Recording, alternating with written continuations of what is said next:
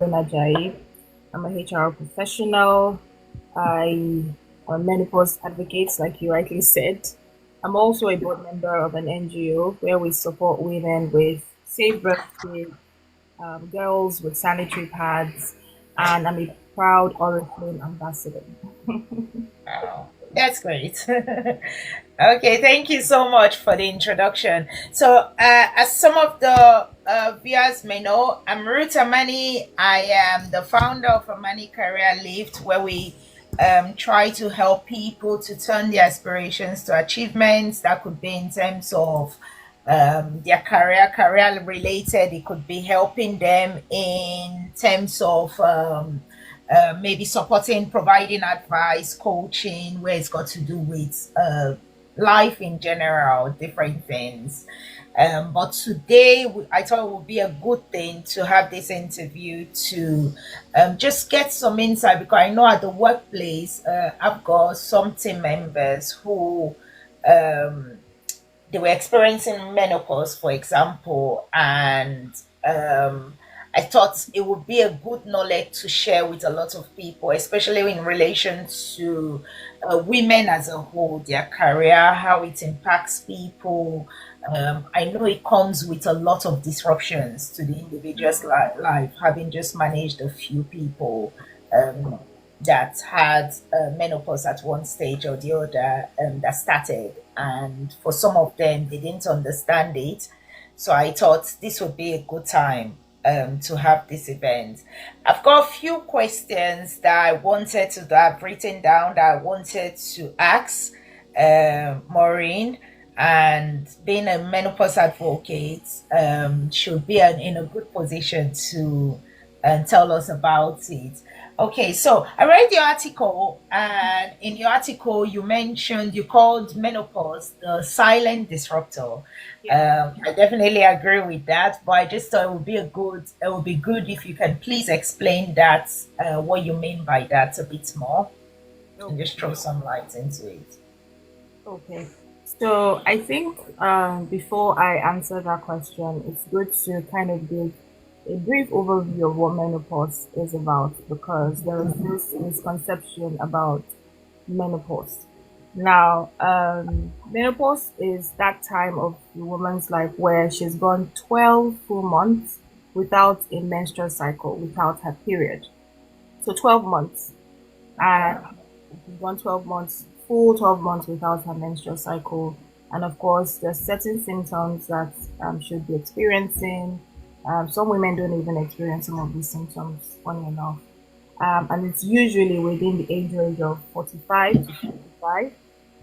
However, before a woman hits menopause, there is that stage called perimenopause, which is that stage where the woman's period is fluctuating. She hasn't stopped completely for 12 months.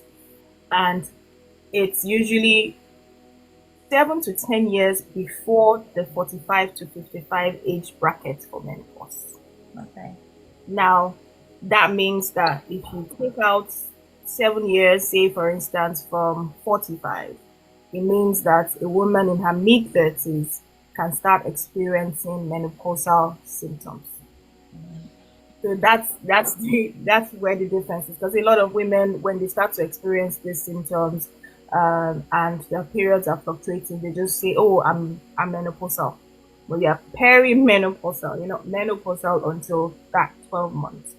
Now, why do I call it the silent disruptor? It's because it's happening around us, to our friends, sisters, aunties, colleagues, but nobody's talking about it, and the symptoms. So I like to liken it to the girl child when we're much younger. Remember, I think some of us, or most of us, our mothers would have said, "Oh, by the time you hit 14 or 13, you start your period, and this is what's going to happen. This is what you should do."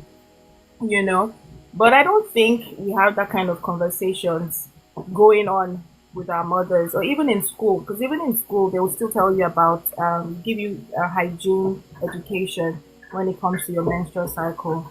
But that's why I call it the silent disruptor, because it's not being spoken about and it's happening around us. Okay. Oh, that makes a lot of sense. So just talking about it's not been spoken about, do you think it's been ignored? Do you think, is it a thing that, just based on your experience, is it a thing that maybe certain communities do not talk about it, or is it just generally? So I would say it's from two perspectives. Now, Mm-hmm. from first one is from the woman, from her perspective. A lot of women going through it, first of all, they don't even know they're going through it.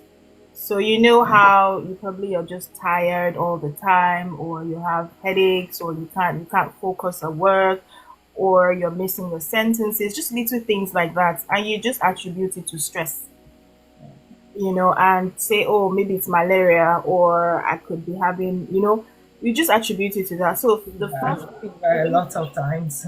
exactly, the first thing is even knowing what the symptoms are, Yeah. and menopause is for it has to do with the hormones. So we have these hormones in our body called the estrogen, progesterone, testosterone, particularly the estrogen.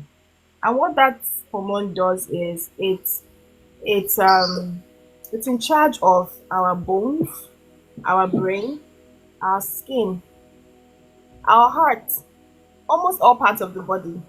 So when the woman goes through her monthly menstrual cycle, her estrogen level drops. So imagine driving a car from your house and you're looking at it that your fuel tank is halfway.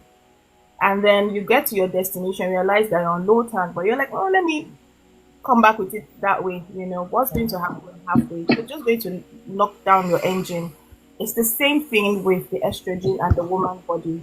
Mm-hmm. Now, imagine just losing something that is supposed to help with your brain function. So when you're losing it and you're not replenishing it, that's why you see you start to have the brain fog, you're tired, you can't explain the reason why you're tired, you're having body aches. So the first thing is the woman even knowing that she's experiencing That. menopause. So, and she being able to talk about it. Now, the second one is the community, is the people around her, is the world. I think people just have a misconception that with menopause, it's just a time where your period ends and that's it. It's the hot flushes. Go and deal with it. You are all right. I had a friend reach out to me that his wife was saying that I can't wait to hit menopause so that my period would stop. Yeah. So my period exactly. And then he was like, I think you need to go and speak to Maureen. It's not just about your period ending. It's a whole lot. It's a whole lot, Doesn't mean that it's just like with the menstrual cycle again. Some people don't experience cramps or stomach pain and all of that. But some people have it tough. So it's the same thing. So we're talking about symptoms that if it continues on a prolonged basis, it could lead to medical conditions such as dementia, such as osteoporosis, that's the bone loss, you know. So it's big business, like Barack Obama's wife said, Michelle Obama. It is big business, but unfortunately, there's a misconception about how what it entails and how it affects the woman and her environment, basically. Yeah. Okay, thank you for that. Now I'm beginning to think, because I've heard I've heard a few people say, I can't wait for my period to stop. But it looks as if like there's a whole lot that comes with it that we are not aware of. It's not just a thing of, oh, your period stops. It's also a thing of, um, um, how do you deal with some of the symptoms you didn't get to face because your period has stopped? So, just before I continue, I just wanted to welcome as many as have joined us for this live event. So, thank you so much for joining us. If you've got a question, um, if you can just put your question into the chat, or if you want to come up, that's also okay. You can side and say, okay, I want to send an invite to come up because I want to ask a question. A beautiful day begins with a beautiful. So that's also okay. So please just feel free and ask your questions. Okay, so just I know you've mentioned some of the things, but while we are still on that topic, in terms of some of the things people experience that may be known or unknown, and based on your experience, what are some of the early signs or the warning signs, or some of the things that people experience that may sometimes be ignored? How do you think it affects individuals' lives? And please feel free to use any examples you've got for us. Okay. So I think the first one is the irregular periods. So you've gone 2 months or 3 months without a period. Then some women will be happy, especially if they're not pregnant.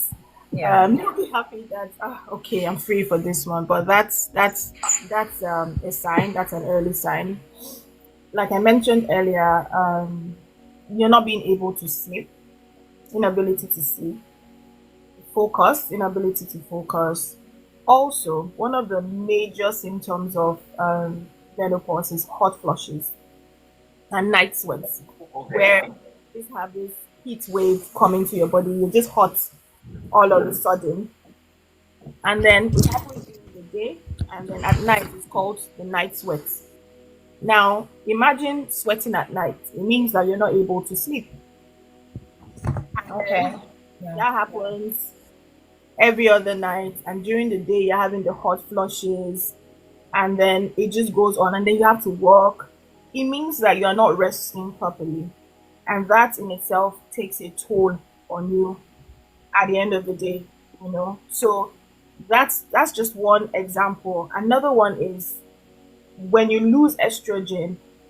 Like I said, it's supposed to help with your bone density, so you leave yourself vulnerable to your bone breaking easily. So that in itself is another risk. Another part is your heart. Estrogen helps with the heart. So if you're low on estrogen, you also leave yourself, you're vulnerable to having heart diseases like maybe, or even high blood pressure as well. So there's so many symptoms that are not even spoken about, like your skin starts to itch you for no reason. You're having tingling hearing. You're having injuries on your body. The other day I had an injury. I woke up and I'm like, how did I get this? Like a scrape on my, like wondering, how did I get this injury on my body? You are having meetings, you can't seem to you're not fluent with your words. You can't remember the words that you want to say. It's happened the first time, happened the second time, or you can't remember things. A lot of times, for those of us that have kids, you'll find yourself calling them different names. You call them, you mix up their names, things like that. Or you're looking for you just dropped your pen on your head and you're looking for it, or just little things like that. And that's because that estrogen, that hormone that is meant to help support your brain function, that's meant to help your bone, that's supposed to help your skin, is reducing. And the thing about it is, when you go to the doctors to go and run a test, because your hormone is fluctuating, at the time you may go, you may get there and it's very high, and then you may get there and it's very low. Yeah. So it's always hard to tell, except for when, with some of these symptoms that you may be experiencing.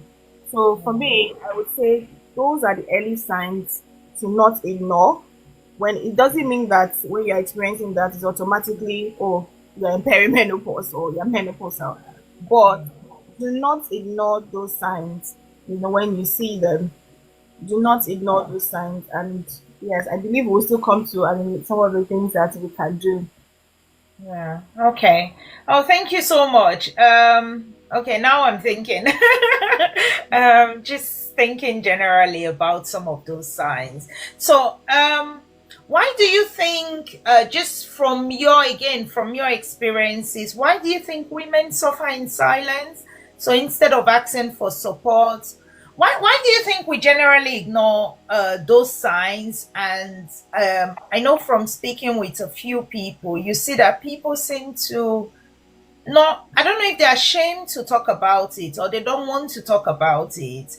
or they just keep quiet. Do you think whether it's they're at home, whether they're at work, whether in their communities, um, do you think maybe there are some factors that causes that, or what do you think about it? So I think, like I said before, the first thing is the misconception about menopause. People think it's for when they're older.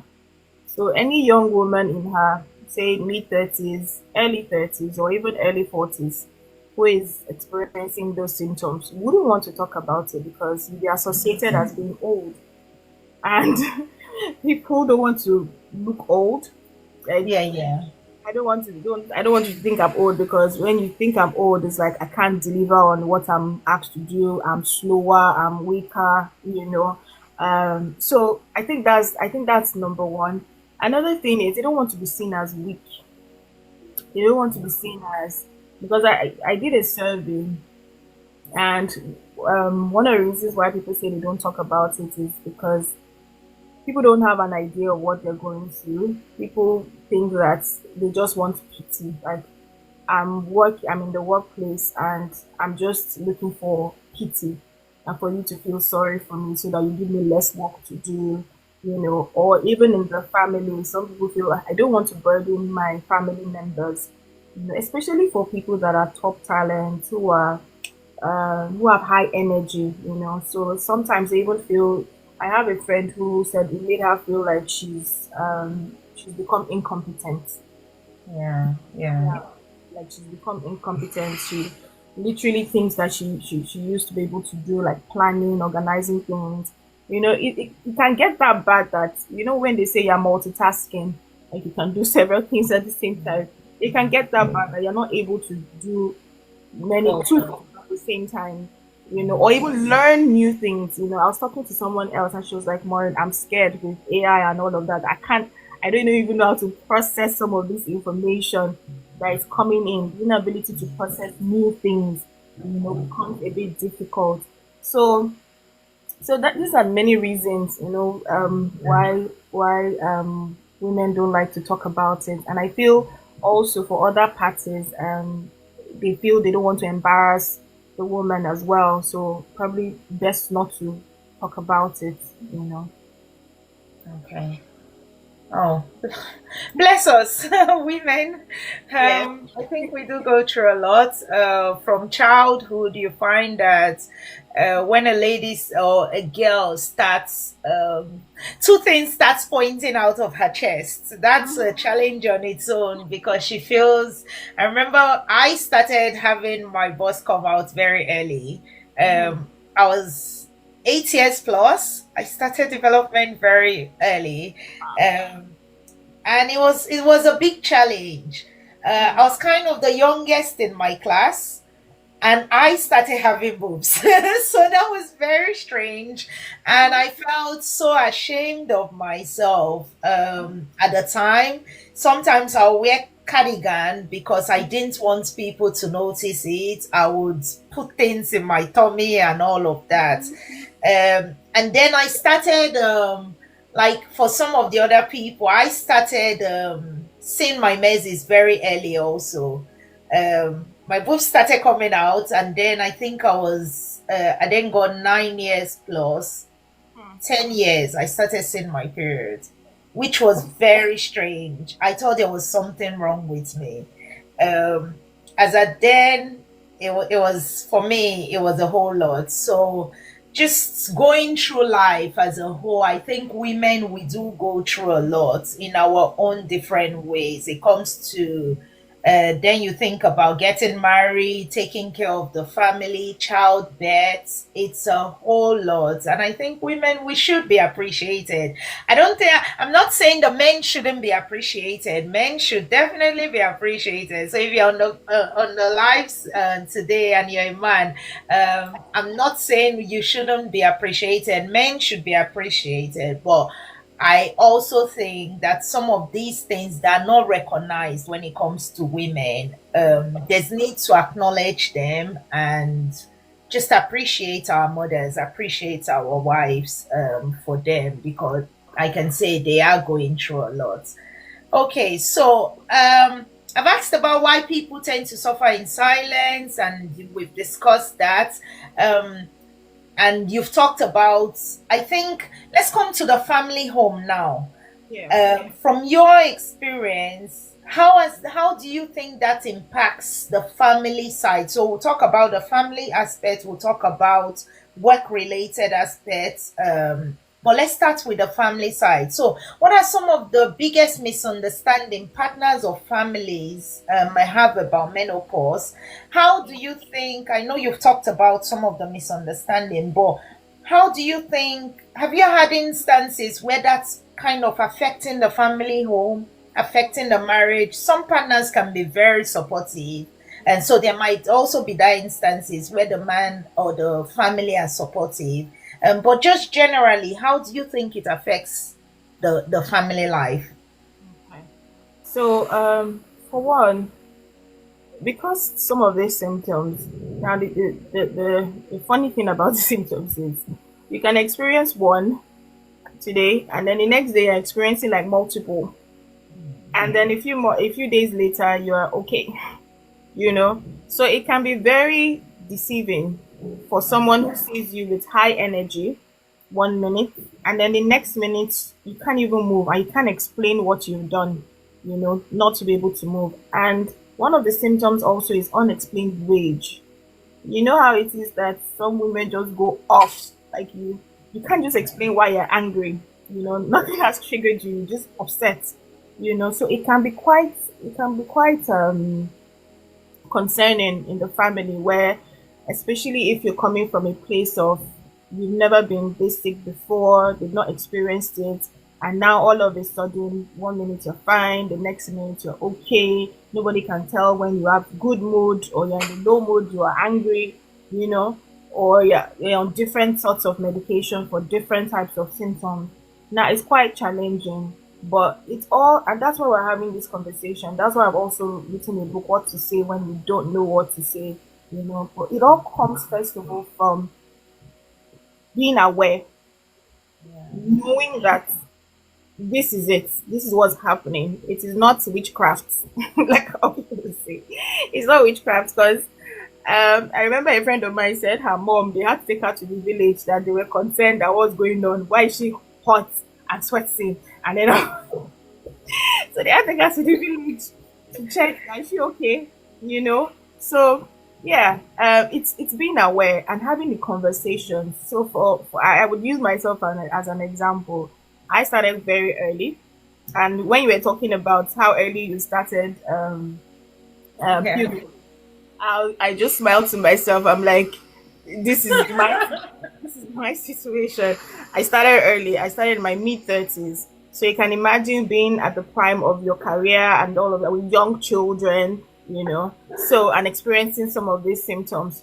So I think the first thing is even the woman herself being aware, and that's why we're doing this, being aware of your symptoms. So you're able to also, especially when you have young children, have these conversations with them, you know, in different ways, because the conversation you will have with your 5 year old or even your 3 year old will be different from a 10 year old, will be different from a 15 year old or an 18 year old, and then even with your partner.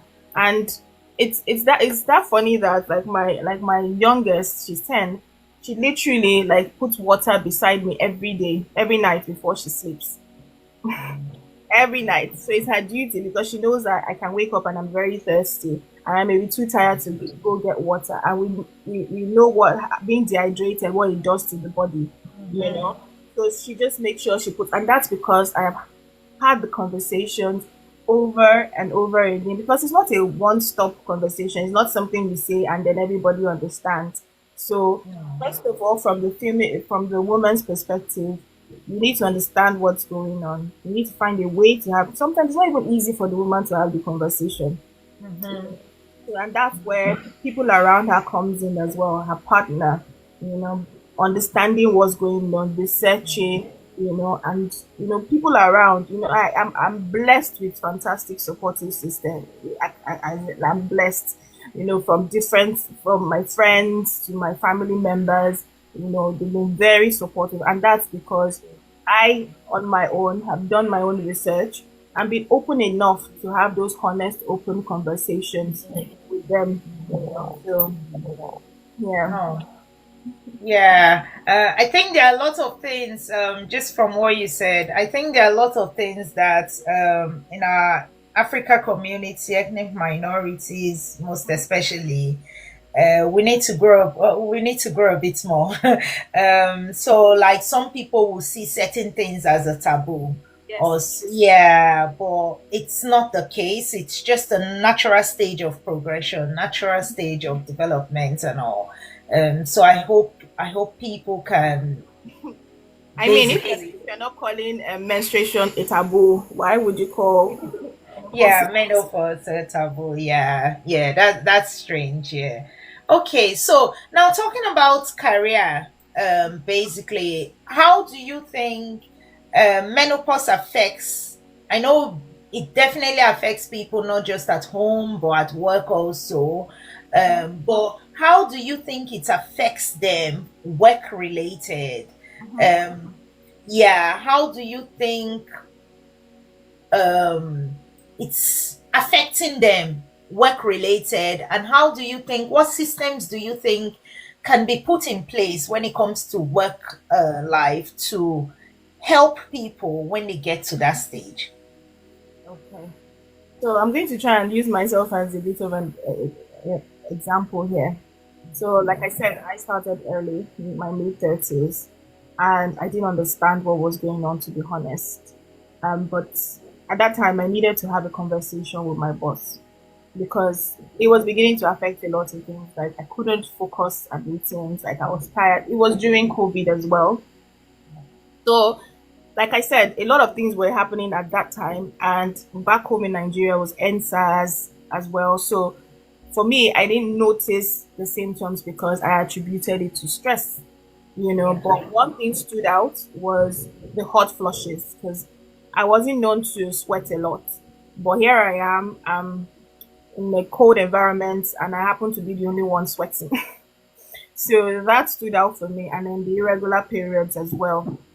So I initially attributed the irregular periods to just stress, but when the hot flushes came up as well and the night sweat, then I knew that something was wrong, and that was when I went to see my GP. Now at the workplace, I was finding myself sleeping meetings when we had online meetings. I would find myself literally having a conversation and I'm dozing off. So I find myself because I used to do, I'm an HR practitioner. I do a lot of presentations and all of that. I find myself that I couldn't even, focus to do like a 2 hours, 3 hours presentation, or stuttering, along my sentences, not blending my sentences. So all of that. And for me, um, I pride myself in the work that I do, So imagine being at the prime of your career, and oh, I was also running my business as well. And all of a sudden, you're not able to do some of these things. You begin to feel incompetent, So, yes, my boss was very kind enough to give me some time off work, but eventually I resigned. Aside from the fact that I was going to move, I needed time to recuperate as well. So and that was one of the reasons why I'm creating this awareness, because I think to myself that if I am in this situation, how much more a lot of women, I'm an open person, so to speak. I like to have honest, open two-way conversations as much as possible. But I struggled to have this conversation. I think 2 years or 3 years ago, I most likely wouldn't have done this live. I most likely wouldn't have done this live. But for me, is why I'm doing this, because I understand that a lot of women are in the same situation, or the same situation I was, because you go through a lot of phases. The first one is denial, like you don't want to accept that this is happening. Like some people attribute it to grief, like losing someone or losing a loved one, so it's like you are in denial of what's going on, because in your mind, I'm too young to be going through this. It cannot be happening to me. Why is it happening to me? So you ask yourself questions, and then you now go through the phase of accepting it, that oh, this is actually happening. What can I do? What are my symptoms? So you go through that phase, and once you've accepted, you now understand what what the symptoms are and how what your triggers are, because you also need to understand what your triggers are. Okay, so once you understand all of this, it makes it a lot easier for you to manage the symptoms and try and live healthy, because it's just like the menstrual cycle, it's not going to stop. Some Mm, people's symptoms do stop. Not everybody experiences it, like I said, but it's a phase that's from perimenopause to menopause to postmenopause, so you never can tell which symptom you'll be dealing or which set of symptoms you'll be dealing with. So at the workplace, imagine having to go through, or especially if you're a top performer, and you all of a sudden you're experiencing all of this and you can't have a conversation about it, which is why we are doing this, so that as HR professionals we are aware. We know that this could happen. We look at our demographics, we look at the statistics of women in our organization, in the business. If you have women from mid 30s or even early 30s to their 50s, these are things that you should start to talk about in the different, maybe your town hall meetings, have conversations, signpost them to different resources, you know, um, have you could also have open you could have what they call them menopausal champions, people that your employees are free can have open conversations with on how to support them, basically, so, and people have menopause policies now as well, so those are the okay. ways they can support them. Yeah. Oh, thank you so much. I think I asked that question because, like I said, I've had a few people like same team as myself, and or that I was managing, and they were going through that menopause phase. And as much as I tried supporting as much as I can, sometimes you also don't want it to seem like you are being you're patronizing them, or you're kind of conscious, like careful not to overstep. Also, and from a manager's perspective, you also have to consider things like HR process. You have to consider the organization's side of things, also considering the organizational impact it's having on the individual. So yeah, it is a challenge, but I think it's a challenge that if it's there's that awareness across organizations, then maybe they can put something in place that will not only support the staffs but also support the managers to be supportive, more supportive. Because for a manager, there's a limit to how far you can go. You can do HR referrals, OH referrals, you can try. I guess it's that flexibility also, and some organizations, maybe it's also looking at their guides to say, okay, what policies can we put in place to support people, and how flexible can we go? And that way the individual feels supported. But yeah, thank you so much. I think you've I just wanted to add something. So imagine you as a female manager struggling to have the yeah, conversation. How much more for a male manager? male manager, So yeah, that's why it's important, for the business to create this awareness. And I think the ball also falls in the laps of on the laps of the HR professionals in the business, to be able to bring this forth to management, to also show some statistics to say, especially when you have top talent in the business, and how this would affect the bottom line, in the long run. So, yeah. yeah. Very true. Because for me, I think when luckily the first person I had, she was open to discussion. So that was good. And she told me about it. And she said she knows I might not know a lot about it, but this is it. This is. And she was young also. She was in her 30s. So she had early menopause. And I think for me, I was just open to being flexible with her and supportive anyway. But just putting other people in my shoes, they might not have taken the same approach. Yeah. I think for me, I was just being supportive, regardless of whether I knew 100% about it. I just took her words for it and tried to be as supportive as I can. And then I had to do my own research Mhm. and like, oh, okay, this is what this person is experiencing, just to understand it. But thank you very much, and thank you for sharing your life experience, etc. Is there anything else you like to say as part of this life event, that you think would be good for awareness purpose, just basically for the listeners? Okay, I think we've spoken a lot about what menopause is, what the symptoms are, what the possible triggers are, such as your hormones, you know. But one thing that we should also talk about is how to manage the symptoms, you know. Okay. So, and for one is you need to exercise as much as possible, especially for your bones. You need to weight lift. It's not cliche when they say, yeah, especially you need to strengthen your bones. And then you also need to eat, yeah, you need to eat healthy. You need to eat healthy as much as possible, especially foods that are high in protein and fiber as well. That's a whole different conversation, as in, because I know the next two people will say, okay, what kind of food should I eat? What, you know? I think for me, you don't need to go overboard. You know, if you want to go to back home, you know, as little as eating your vegetables like your ugu is Okay. good. Yeah, yeah, eating a lot of fruits and vegetables, you know, and with your carbohydrates, you know, just reduce the portion of your carbohydrates and do a lot of vegetables instead. I talked about exercise. Sometimes with me, I take the bus, and sometimes I drop like a few minutes before my house, and then do like a 15 to 20 minutes brisk walking, you know.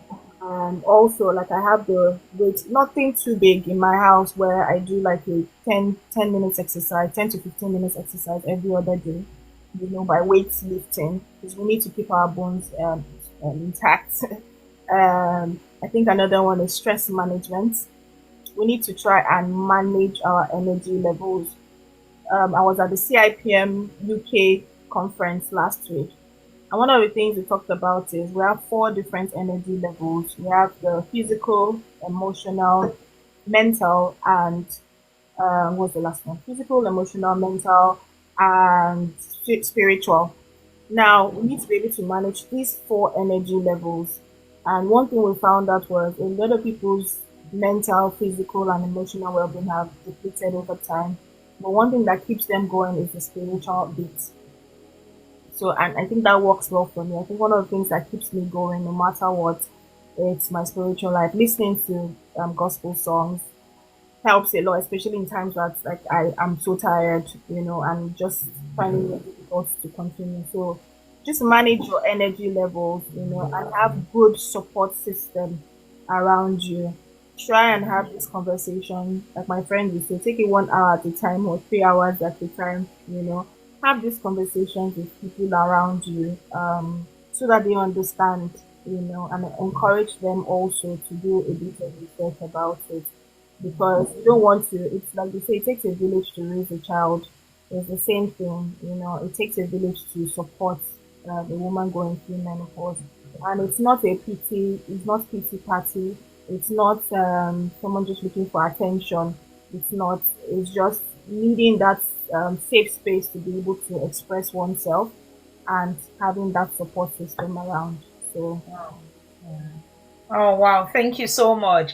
Yeah, I think that actually answers one of the last question I had in terms of advice that you will give to women who feels kind of embarrassed or scared to talk about their symptoms and to talk about it generally. I think things like these are things that needs to be advocated. So well done. At some point, I think people were advocating a lot for when it came to equality and all of that. They were advocating a lot for um, women to move into certain careers, certain profession, for women to um, have have women in top standing positions at the workplace, etc. But I think menopause is something that still needs to be advocated a lot more. I know a lot of work is going on around it, but I think there's a lot more to do. Yeah. Because, like myself, I think I do a lot of research, but some of the things you've just said, I'm like, okay, I didn't know that. Okay, I didn't know that. So I think it's left for all of us individuals. Sometimes it's for us to take the actions actually and investigate for ourselves. Because if we keep waiting for others to do the research for us, we can be there years and nobody has done anything. But if you keep go out, investigate for yourself, then you start one step at a time, start advocating for it. That awareness is being created one way or the other.